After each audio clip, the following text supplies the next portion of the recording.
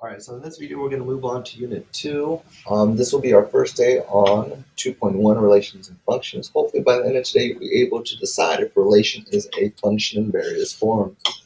The two ways that we're going to cover today is in ordered pairs and in graphs. So that is my goal today. So that way when you see ordered pairs or you see graphs, you know what the relation is, what the domain, if it's a function, and so forth and so forth.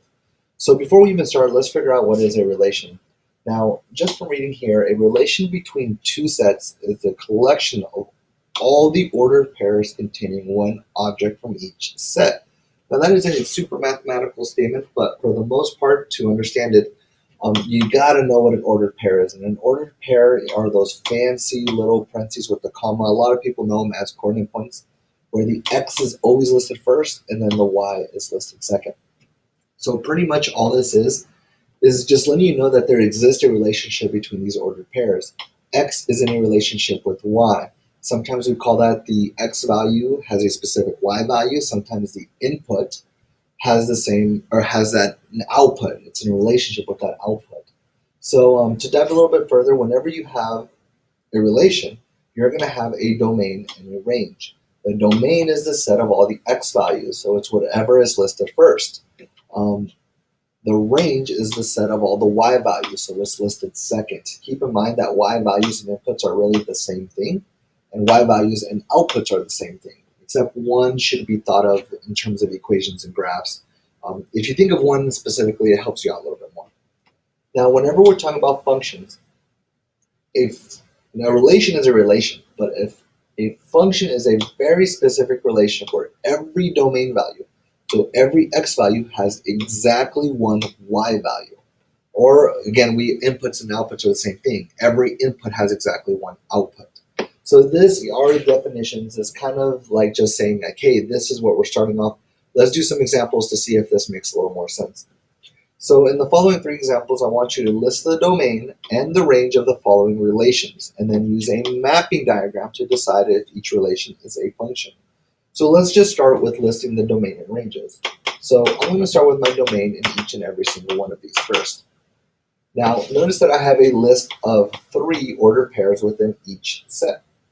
Now, remember that your x always gets listed first, which is your domain. So x is always that first number. It is your job to tell me what the domain is. The domains are -3, 0, and 2.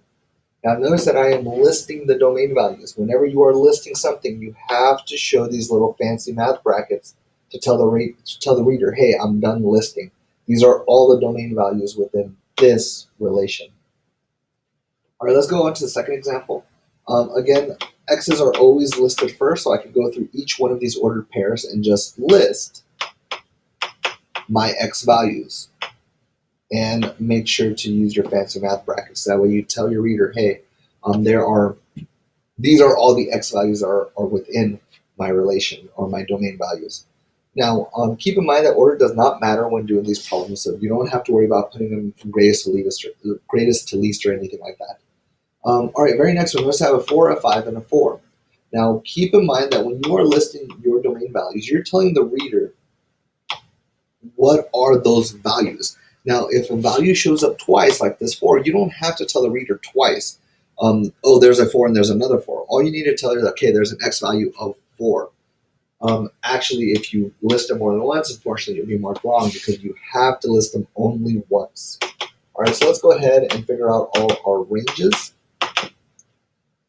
Now, if we look at each one of our ranges are the number that follows the x, right? It's always our second value. So in this situation, it is a 1, a 2, and a 4. And then I am going to do my fancy math brackets.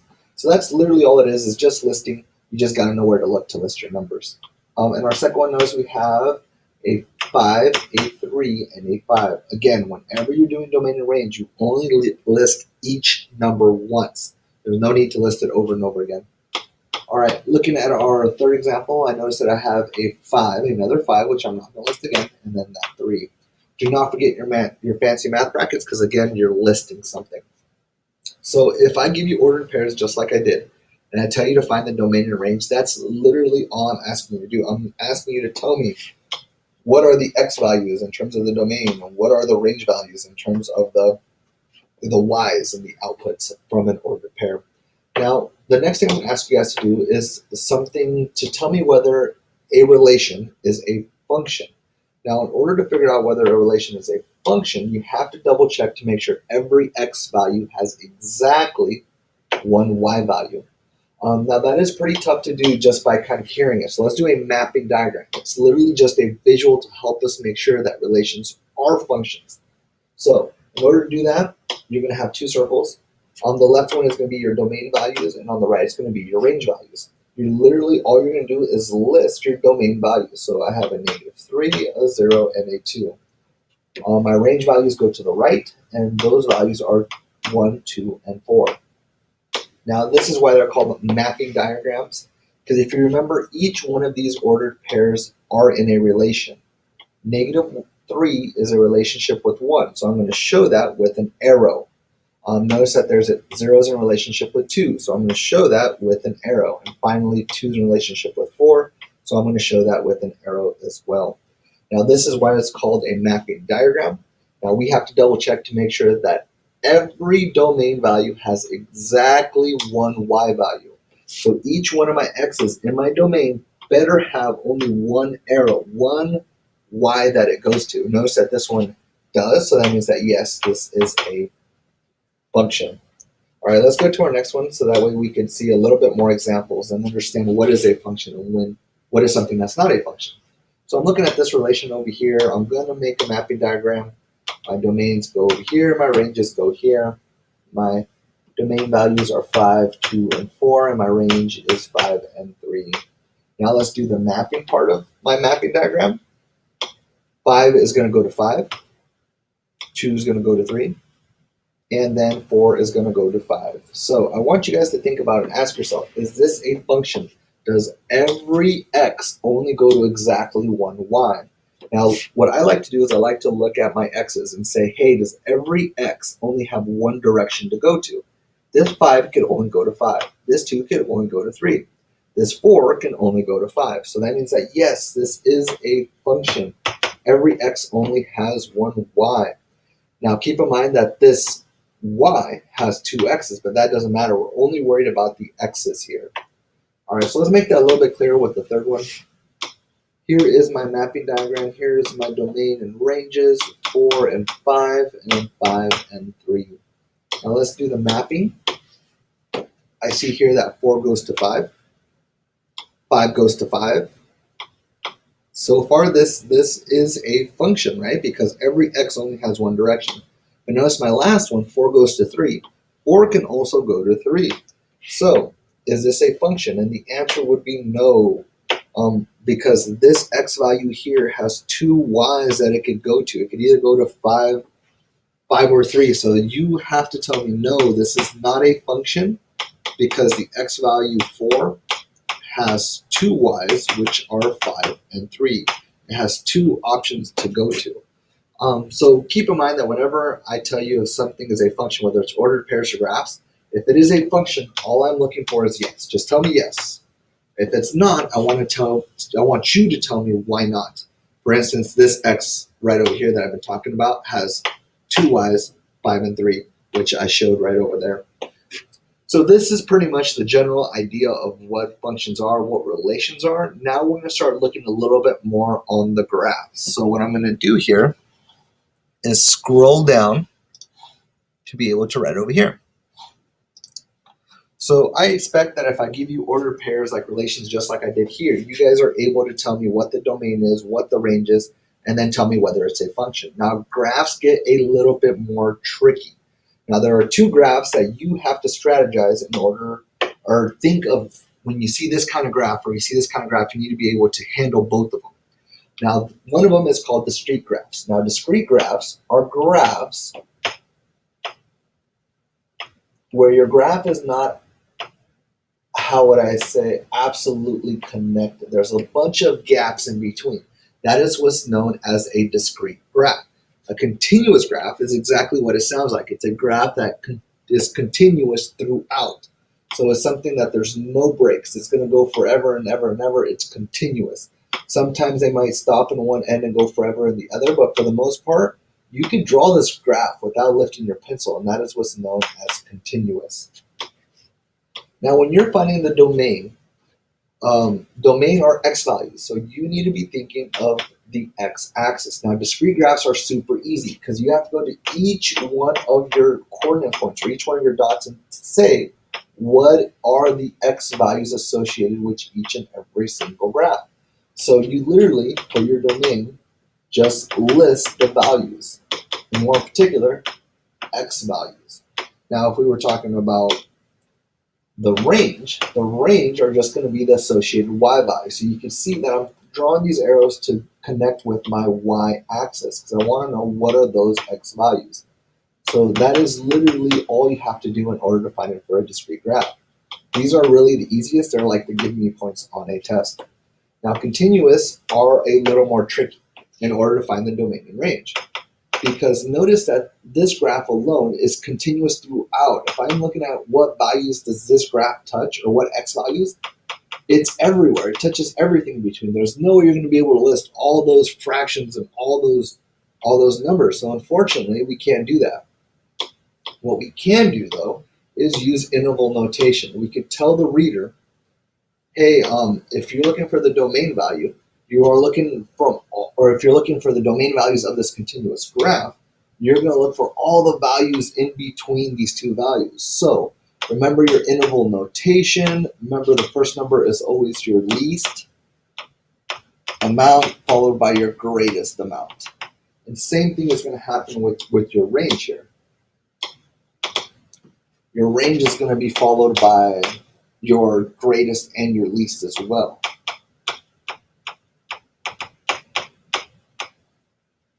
So that's what you have to keep in mind. When you see discrete graphs, when you see those little coordinate points everywhere, all you have to do is list the x and y values for the respective domain and range. When you look at continuous, you're going to be concentrating on interval notation to tell the reader, hey, all my x values of this graph are between these two values. My range, so my y values are between these two. So it gets a little tricky. That's why we're going to spend a whole day kind of going over this. Now, in order to tell whether a graph is a function, it is super easy given this tool. It is called the vertical line test. Now what I'm going to do here is draw two discrete graphs here, and then two continuous. Now, just like the label suggests, some of these are functions or some are not. Now, it's really easy to figure out which one of these graphs is a function because all you have to do is draw a vertical line. Now, if you draw a vertical line and it crosses your graph more than once, it is not a function. So if I look at this first discrete graph, I can draw a vertical line anywhere I want on this graph. And notice that it does not going to cross more than once. So I'm trying to make it obvious here. Let's erase that dot there. To show that, hey, there is no vertical line that I can draw and it's going to cross more than once. That means that this is a function if it passes the vertical line test. So let's try our one that's not a function. So let's do this one. So I can see automatically when I drew that first line already that it crossed my graph more than once. That means that it is not a function. Now again, when it is a function, all you have to do is tell me yes. When it's not, you have to tell me why. Now let's concentrate on the y here. When you draw a vertical line, you are testing to see if this x value has more than 1. Now let's assume that x value right there is a -5. And of course I'm guessing, right? Now if it crosses more than once, that means it crossed these coordinate points in more than one spot. So it crossed there and there. What are those associated y values? Now of course I'm guessing here, I'm going to say this one is about -4. And this y value over here is about a +4. So you can clearly see that the vertical line test is just a tool to say, hey, I'm going to check each one of my x values to see if they only have one line. If I see this continuous graph here, no matter what, I can draw as many vertical lines as I want, and no matter what, it's only going to cross my graph only once. That means that it is a function. I can see here that as soon as I draw my one vertical line there, that this is not a function. I notice that it crosses in 2 locations. Now, remember that you need to tell me why. What x value is this vertical line going through? The x value there is 0, and it has 2 y's. It crosses down here about -4, and then it also crosses up here about at +5. Again, this is just me just estimating. When I give you problems, you're going to have more examples. All right, so let's just kind of do some examples of what I'm going to ask you to do. So when this pops up right now, ordered pairs are easy, right? You just got to know where to look and list them. Graphs get a little bit tricky, but if you take your time and understand what you're doing, you're going to be just fine. So let's just see if all these four are functions. And it's really easy to know if they're a function. Can you draw a line anywhere here and it crosses more than once? The answer would be yes, it crosses there once. So this automatically you know is not a function. This one's not a function because you can draw plenty of vertical lines and it'll cross more than once. You can draw plenty of vertical lines there and they won't. So you know that this is a function. If you look at this one, drawing vertical lines, you know it's only going to cross your graph once. So it's quite easy to tell whether a graph is a function or not. Let's start with the ones that are not. If I draw this vertical line here, I know it's not a function because when I cross the x value there looks to be -3. It has two y values, and those two y values are 1 and -4. And again, I only know that from looking at those coordinate points there. So that is all you have to do if it's a function. Let's do our second one. You can really draw a vertical line anywhere. It doesn't really matter. I always like to draw them in the middle just because it seems right. So no, this is not a function because I can see my x value 0 has two y values. Those two y values look to be 5 and 1, 2, 3, 3. -3 to be exact. So let's go with third one. Can I draw a vertical line and it crosses more than once? No, it does not. So it passes the vertical line test. That means it is a function. Same thing with the fourth one. It's pretty visually easy to see that there's no vertical line where it's going to cross the graph more than once. Now let's get to the domain and range part.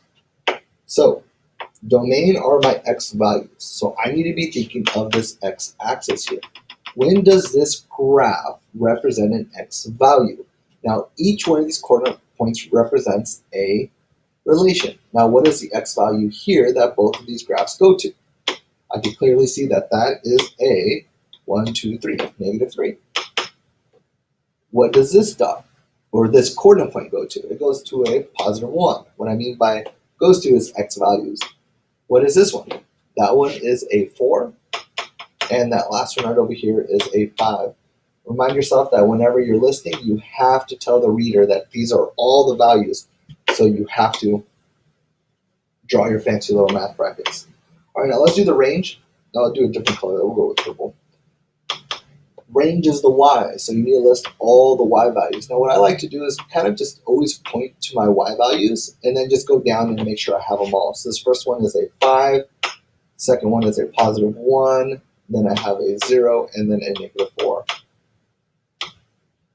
I believe I have all my coordinate points. Remember not to list them more than once, and then you're ready to move on. So that's pretty much the idea of coordinate points, or of domains and ranges and given a discrete graph.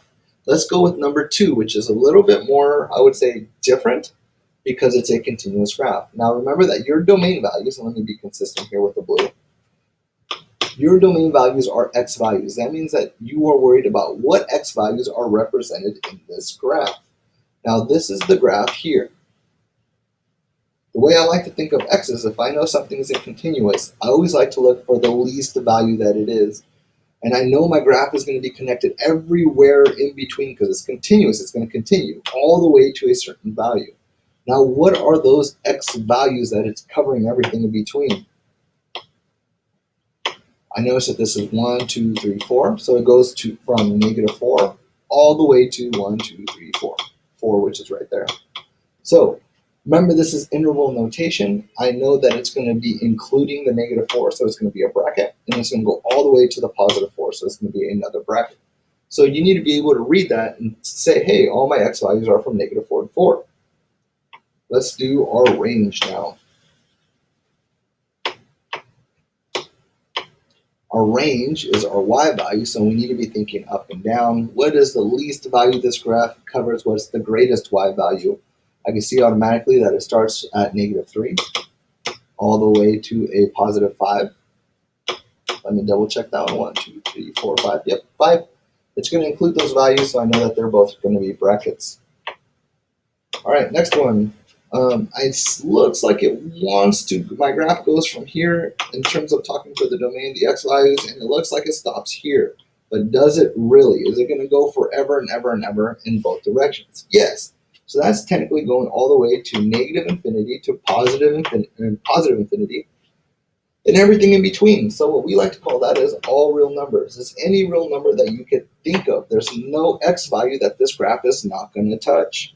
Now let's talk about our range.